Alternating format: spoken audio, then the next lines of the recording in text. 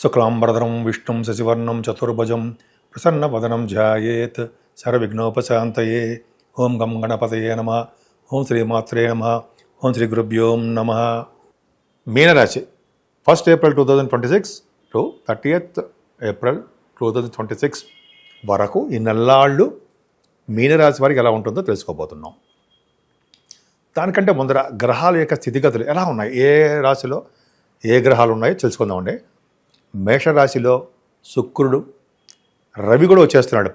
14th April వస్తున్నాడు. 30th నుంచి బుధుడు గారు కూడా వచ్చేస్తున్నారు. బుధాచయోగం. రవి ఎగ్జాల్టేషన్లో 3 degrees దగ్గర బ్రహ్మాండంగా ఉంటాడు. శుక్రుడు 19th నుండి వృషభ రాశిలోకి వచ్చేస్తున్నాడు, బ్రహ్మాండం. గురుడు మీకు తెలిసిందే, మిథున రాశిలోను. సింహరాశిలో కేతువు, కుంభరాశిలో కుజ, బుధ, రాహువులు. మీనరాశిలో రవి, శని, కుజ, బుధుడు 11వ తారీఖు నుంచి వచ్చి జాయిన్ అయిపోతాడు మీనరాశిలో. ఈ విధంగా ప్లానెటరీ పొజిషన్ ఉందండి, అంటే గ్రహాల యొక్క స్థితిగతులు ఉన్నాయి. ఇప్పుడు మనం చక్కగా మీనరాశిలోకి వెళ్ళిపోదాం. మీనరాశి వారికి మీ రాశిలోనే శని, కుజులు ఉండడం తప్పు. 12th house లార్డ్ వలన జనరల్గా శని అలా ఉండడం వల్ల, కుజులు ఉండడం వల్ల దేశాంతరాలు వదిలి దేశాంతరాలు ప్రయాణాలు చేస్తూ ఉంటారు.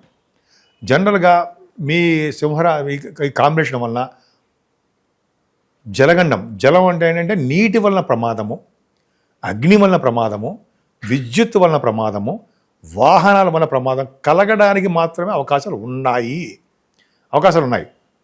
అలాగే ఫేస్ మీద ఆపరేషను, అంటే ముఖం మీద దెబ్బలు తగలడమో, పడిపోవడం వల్ల ముఖానికి దెబ్బలు తగలడమో, లేకపోతే పాదాలకి దెబ్బలు తగలడమో జరుగుతుందండి.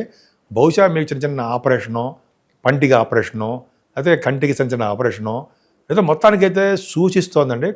కొద్దిగా జాగ్రత్తగా ఉండండి. అదే జాగ్రత్తగా ఉంటే సరిపోతుంది. కాబట్టి అంతేకాకుండా మీకు శుక్రుడు కూడా 2వ భావంలో ఉండడము, రవితో కలిసి ఉండడం వల్ల ఆర్థికంగా చాలా బాగుంటుంది. మళ్ళీని రవి 2వ భావంలో, రవి అంత మంచివాడు కాదు కదా, ఎగ్జాల్టేషన్కి వస్తున్నాడు కదా. 6వ భావాధిపతిగా మీకు 2వ భావంలో ఉండడం వల్ల, శుక్రుడితో కలిసి ఉండడం వల్ల ధనప్రాప్తి, అదృష్టము, ఐశ్వర్యము, విద్య, చక్కటి ప్రయాణాలు, మీ తోబుట్టు వాళ్ళు కలవడాలు పర్ఫెక్ట్గా జరుగుతాయి. విద్యార్థులకి విద్య మాత్రము సంపూర్ణంగా వస్తుందండి. విద్యలో ఎటువంటి ఆటంకాలు లేకుండా విద్యలో బాగా రాణిస్తారు. 4th భావంలో గురుడు ఉన్నాడుగా, చతుర్థాధిపతి అంటే లగ్నాధిపతి, రాశాధిపతి 4th భావంలో విద్య బ్రహ్మాండంగా రాణిస్తాడు. మీరు వేదశాస్త్ర విద్య కూడా బ్రహ్మాండంగా వస్తుంది. మీరు అనుకున్న యూనివర్సిటీస్లో వెళ్ళడానికి అవకాశాలు ఉంది. ఇంకా చెప్పాలంటే మీకు అనుకున్న దానికంటే ఎక్కువ మార్కులు రావడము, ఉత్తీర్ణత పాస్ అవ్వడము జరిగి తీరుతుందండి. మీకు అంత అద్భుతంగా 4th భావంలో గురుడు తల్లిగారికి కూడా బాగా ఉండేది చేసేస్తూ ఉంటాడు. సంగీతంలో కూడా బాగా ఉండేది చేస్తూ ఉంటాడు. నృత్య కళాకారులు కూడా బాగుంటుంది. సంగీత విద్వాంసులకి బాగుంటుంది. ఇది బాగుండమే కాకుండా మ్యూజిక్ డైరెక్టర్స్ కూడా బాగుంటుంది. సంతానం ఏమాత్రం ఇబ్బంది పడకుండా సంతానం విషయంలో కూడా చక్కటి అవకాశం ఉంది. 7వ స్థానం వివాహ శుభకార్యాల విషయంలో చిన్న చిన్న ఆటంకాలు ఎదురవుతున్నాయి మీకు. అంటే ఏంటంటే 7వ స్థానాన్ని శని, కుజులు చూడడం వలన వివాహాలకు ఆటంకాలు ఎదురవడము, భార్యాభర్తల యొక్క మనస్పర్ధలు కలగడము, భార్యాభర్తలు కూడా ఇక్కడ భార్యకు కానీ భర్తకు కానీ యాక్సిడెంట్స్ కానీ, ఆపరేషన్స్ అవ్వడము, బ్లడ్ కనపడము, చిన్న చిన్న ప్రాబ్లమ్స్ జరగడము, ఇవి చిన్న చిన్న అవకాశాలు మాత్రం ఉన్నాయండి. కొద్దిగా జాగ్రత్తగా ఉండాల్సిందే. అంటే భార్యాభర్తలు దూరంగా ఉండడము, అయితే ఏదో మిస్అండర్స్టాండింగ్స్ వల్ల దూరం అయిపోతూ ఉండడము, అయితే ఉద్యోగాల రీత్యా దూరం అవ్వడము. నేను ఎగ్జాంపుల్స్ చెప్తాను. ఇది అవకాశాలు ఉన్నాయి, అంటే దూరంగా ఉండడానికి అవకాశాలు ఉన్నాయని చెప్పడం కోసం చెప్తున్నా.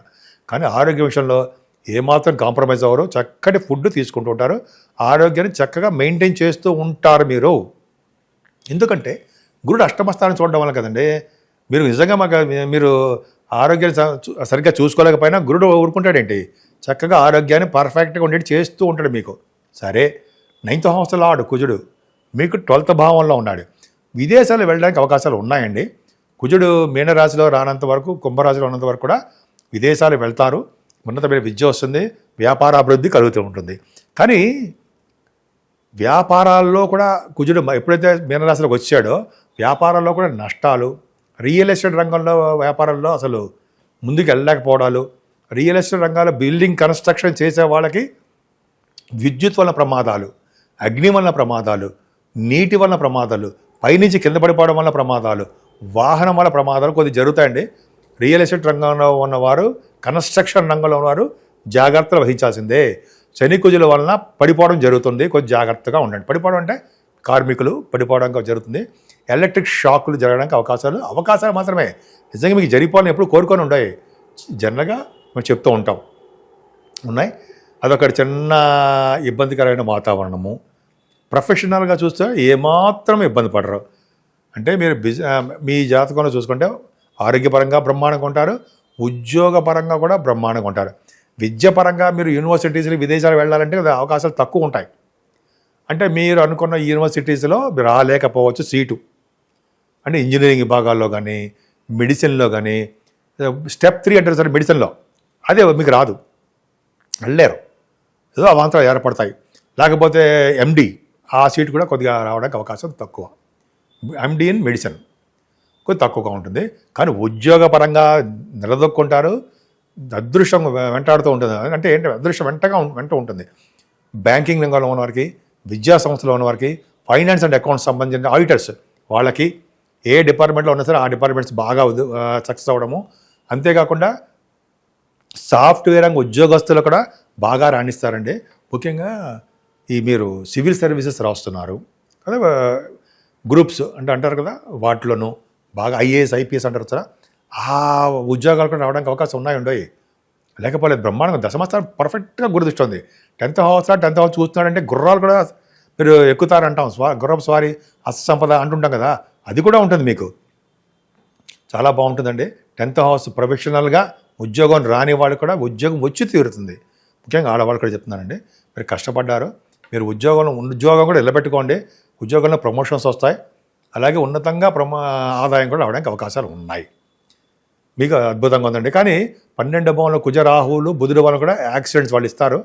కొద్దిగా జాగ్రత్తగా ఉండండి. ఏదైనా మీరు ఆరోగ్యం బ్రహ్మాండంగా ఉంటుంది. అంతేకాకుండా ఆ యాక్సిడెంట్స్ అయినందు మాత్రమే మన ప్రాణం పోతుందని మాత్రం ఎక్కడ ఏం లేదు. శని నిలబెడతాడు, కుజుడు ఆయన కూడా యాక్సిడెంట్స్ ఇస్తాడు, దెబ్బలు తగిలేట్ చేస్తుంటాడు, ప్రమాదాలు సృష్టిస్తారు తప్ప మనల్ని పైకి తీసుకెళ్ళిపోవాలని ఏమీ చూడరు. కానీ కాలసర్ప దోషంలో కూడా ఉన్నాయి కాబట్టి మనం అంటే మీన రాశి వాళ్ళు జాగ్రత్తగా ఉండాల్సిందే. పరిష్కార మార్గాలు ఏమున్నాయి, కాళహస్తి వెళ్ళడము, రావుకేతుల పూజ చేయించుకోవడము, అంతేకాకుండా శివుడికి దర్శించడము, అమ్మవారిని భ్రమరామ అమ్మవారి దర్శనము, అమ్మవారికి కళ్యాణాలు చేయించుకోవడము, అంటే భ్రమరామ అమ్మవారి కళ్యాణాలు, దుర్గాదేవిని పూజించడాలు, అలాగే సుబ్రహ్మణ్యేశ్వర స్వామిని ఖచ్చితంగా పూజించాల్సిందే. యాక్సిడెంట్లు కారకుడు కుజుడే. కుజుడు శని కారకుడు కలిశారంటే శని బలవంతుడయ్యాడు గ్రహయుద్ధంలో, యాక్సిడెంట్లు అవుతాయి.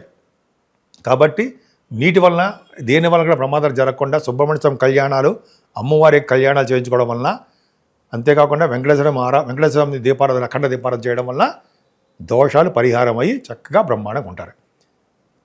నేను ఆది ఆస్ట్రాలజీ మాట్లాడుతున్నానండి, ఆదినారాయణరావు.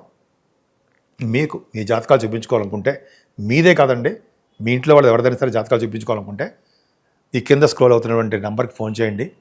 నేను తప్పకుండా లిఫ్ట్ చేస్తాను. షూటింగ్లో ఉంటే కొద్దిగా ఆలస్యం అవుతుంది.